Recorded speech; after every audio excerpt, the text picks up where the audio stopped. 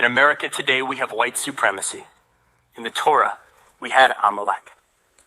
Amalek is seen as the eternal enemy of our people, whose members found strength by making us suffer.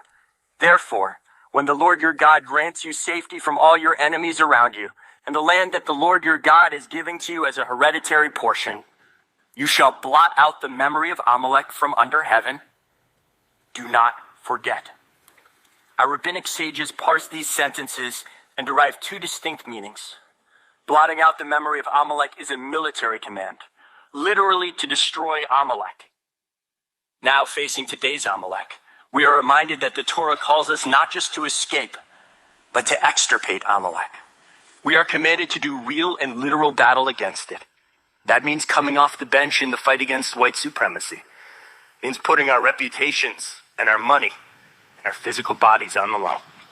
But also so that we are ready to answer people with radically destructive and incoherent versions of history, so that we can counter white supremacists, so that we can counter Amalek and blot them out by retaining on our lips and in our records their history.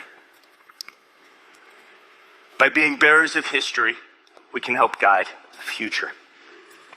Blotting out Amalek need not merely be about military conquest. Equally important is ideological victory. And nothing could more readily counter white supremacy than a Jewish community proudly helping our Muslim neighbors. There is nothing that undermines a white supremacist worldview more than diverse communities getting along and building together towards the future. Prime Minister Netanyahu, in his address to the Israeli forces on 28 October 2023, preparing for the invasion of Gaza, urged the soldiers to remember what Amalek has done to you.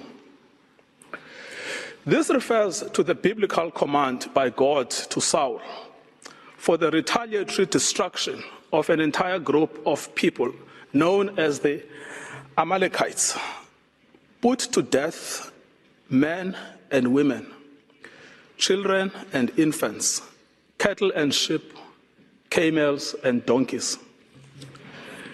The genocidal invocation to Amalek was anything but idle. It was repeated by Mr. Netanyahu in a letter to the Israeli Armed Forces on 3 November 2023. Madam President, let the Prime Minister's words speak for themselves. זכור את אשר עשה לך עמלק, נצטווינו. אנו זוכרים ואנו נלחמים.